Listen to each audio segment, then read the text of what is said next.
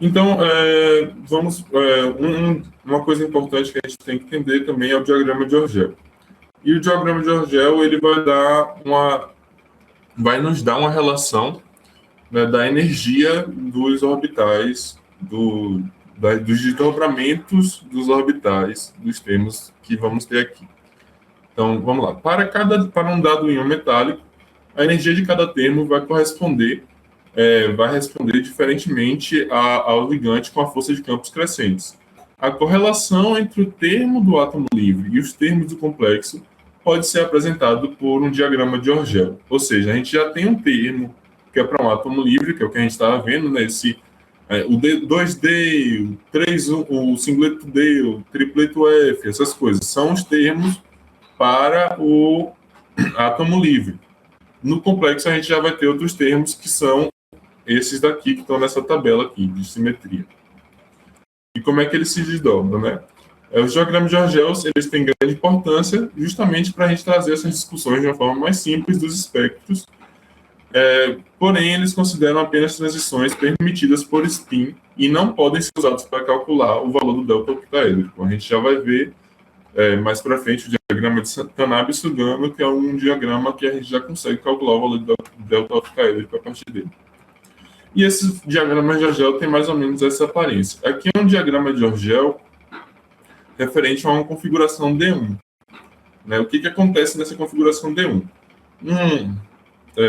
Um D1, como a gente já viu também numa tabela lá atrás, vai ser referente a um termo 2D, um dupleto D.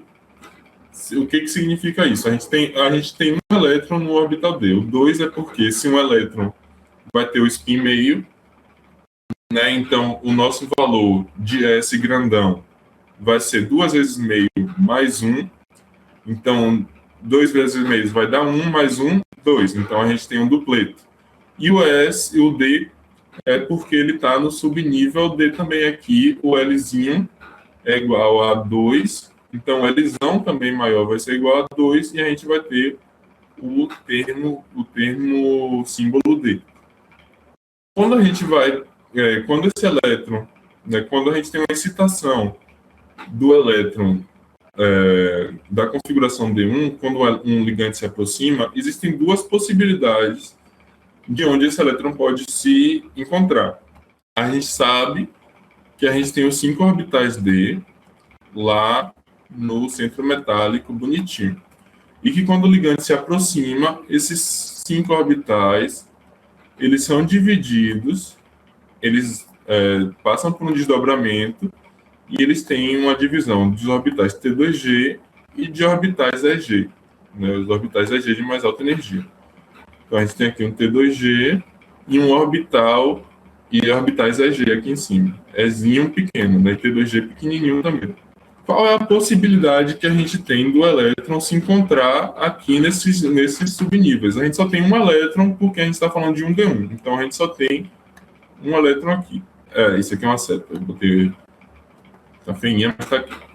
Esse elétron, ele pode estar ou aqui em um orbital T2G ou aqui em um orbital EG, né? Que vou representar com uma outra cor para dizer que é uma outra possibilidade, né? Ele pode estar aqui no orbital EG, né? É diferente. E nisso, o que acontece? Ele pode... e significa que existem duas possibilidades desse termo 2D estar se desdobrando. Uma possibilidade de menor energia, em que esse elétron ele está apenas no subnível T2G, no orbital T2G, ou uma possibilidade que ele está no orbital EG.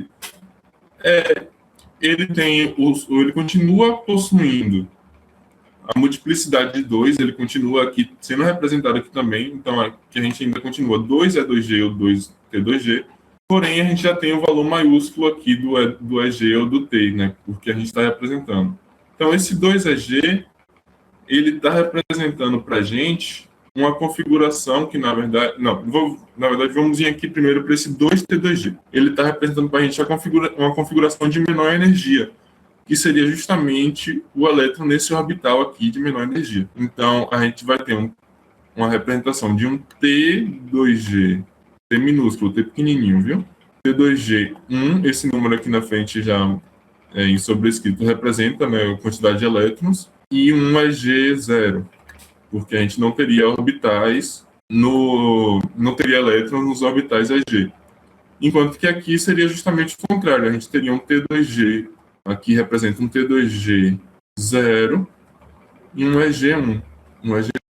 Como ele está no orbital EG, ele mantém a mesma simetria, por isso que ele passa a ser um EG maiúsculo, e como eu já falei, a multiplicidade permanece 2 porque é apenas um elétron.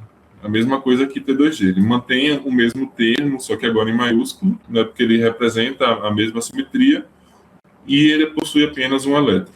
E isso aqui é para uma configuração D1. Similar a uma configuração D1, a gente também consegue pensar para algumas outras configurações.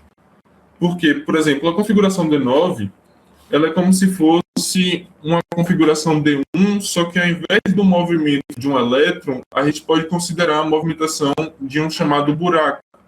Esse buraco é o que a gente fala justamente a falta desse elétron, né? Então, ao invés de a gente ter um elétron subindo de um nível de energia para outro, a gente tem esse buraco podendo estar em níveis de energia diferentes. E dessa forma, como ele é um buraco, é justamente oposto à falta de um elétron, é um buraco, é falta de um elétron, vamos dizer assim. Então, essa falta de um elétron, esse buraco, ele pode estar sendo transportado para cima ou para baixo, e ele vai ter um efeito oposto que o elétron tem com as energias. Então, por isso que para uma configuração D9, ela pode ser a imagem espelhada da configuração D1. Na configuração D1, o D2 se desdobra no nível mais alto para um 2 é 2G, enquanto que para o nível mais baixo para um completo T2G. Enquanto que para o D9, ele se desdobraria para um mais alto. Aqui eu não estou representando a multiplicidade, porque a multiplicidade depende da quantidade de elétrons, e aqui eu estou me referindo a mais de uma configuração com números de elétrons diferentes. Então, a gente teria um oposto, né, para um 9. Teria um T2G de mais alta energia e um EG de mais baixa energia. Enquanto que, para a configuração, aqui é o D9, aqui para a esquerda D9 e para a direita D1. Enquanto que para a configuração D4 e D6 também é similar, que como a gente está tratando, na verdade, né, de configurações de alto spin, ou seja, de campo baixo, o que acontece? Né? O que eu estava falando é que o orbital, para uma configuração eletrônica D9, a gente tem um efeito parecido para uma configuração eletrônica D1. Só que numa configuração eletrônica D1, a gente está movendo um elétron em orbitais, né? A gente está movendo, não. A gente está considerando o movimento dos elétrons, a posição dele em diferentes orbitais. Enquanto que no D9, a gente está considerando a falta desse elétron. Então, a gente está considerando como se fosse o movimento de um buraco, uma falta de elétron, um espaço, uma região do espaço em que se falta, e que há uma ausência da carga negativa do elétron. E para a configuração D9, a gente vai ter esse efeito similar que a gente teve o desdobramento, né, do termo 2D para a configuração D1. Porém, como a gente está tratando da falta do elétron, as energias vão ser opostas. Então, quando a gente está numa configuração D1 octaédrica, a gente tem um nível mais alto de energia G e um nível mais baixo de energia G. Para uma configuração D9 octaédrica, a gente vai ter um nível de energia mais alto, T2G, e um nível de energia mais baixo, TG. Isso não estou me referindo aos orbitais TG e T2G, termos T2G e o termo EG, termos espectroscópicos. Passando para uma configuração D4 octaédrica ou D6 octaédrica, a gente tem uma coisa similar ao D1. Por quê? A gente está considerando aqui complexos de alto spin. Ou seja, se a gente for colocar essa configuração eletrônica, a gente vai ter aqui os 3 subníveis T2G. Deixa eu aumentar um pouquinho isso primeiro. E os 2 subníveis EG. Como ele é de alto spin, a gente vai colocar primeiro os elétrons no subnível T2G embaixo, seguindo para os de cima. Então, já fomos aqui, já colocamos 5 elétrons. E só sobra um elétron que vai estar colocado com o spin oposto em um dos orbitais T2G de mais baixa energia. Mas esse elétron ele pode também estar em um orbital EG de mais alta energia. Então, da mesma forma que na configuração D1, a gente considerou que esse elétron pode estar tanto aqui embaixo quanto aqui em cima, na configuração D6, a gente vai estar considerando essa mesma coisa para esse outro elétron num orbital separado. Os outros 5 elétrons, eles vão estar sempre, é como se eles estivessem sempre nessa configuração. Pode ser que exista uma configuração, um microestado diferente, em que esses elétrons não em configurações diferentes que não tem só um elétron se movendo, pode ser que exista, mas é muito pouco provável. Então, aqui, para a configuração D6, a gente considera algo similar à configuração D1, que é considerar apenas o movimento de um elétron. Eu estou falando no movimento, né, mas o que esse 2TG e esse 2EG querem representar, na verdade, são estados de energia.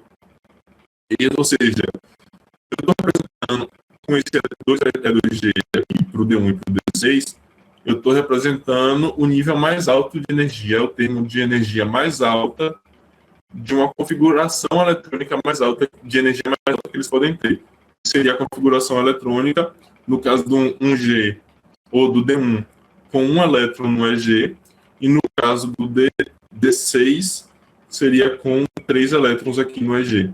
Enquanto que para o 2TG, 2T2G, eu estou representando para o D1 apenas um elétron aqui no T2G e nenhum no EG. E para o D6 eu estou representando 4 elétrons no T2G e 2 elétrons no EG. E isso são estados que esse elétron pode estar. E aí a gente consegue identificar qual é o estado fundamental, que é o estado de maior energia, e o estado excitado, que é o estado de maior energia. Então, é só para se referir a isso. Não quer dizer que esse elétron está se movendo e nada. É só a forma de representar. Esses termos estão aqui para representar esses estados de energia diferentes. E similar ao D9, né, octaédrico, também tem o D4 octaédrico, que é justamente o contrário do D6. Né? Deixa eu apagar aqui. O D4, ele não vai ter esse elétron aqui. É como se ele tivesse... Pronto, ele tivesse aqui, ele tem um orbital vazio. Então é como se a gente, na verdade, estivesse mexendo esse orbital de lugar, esse vazio, esse buraco, esse lugar em que falta elétrons, como se a gente estivesse movendo ele, da mesma forma que a gente falou para o D9. Então ele pode estar aqui no EG, como ele pode estar aqui no T2G.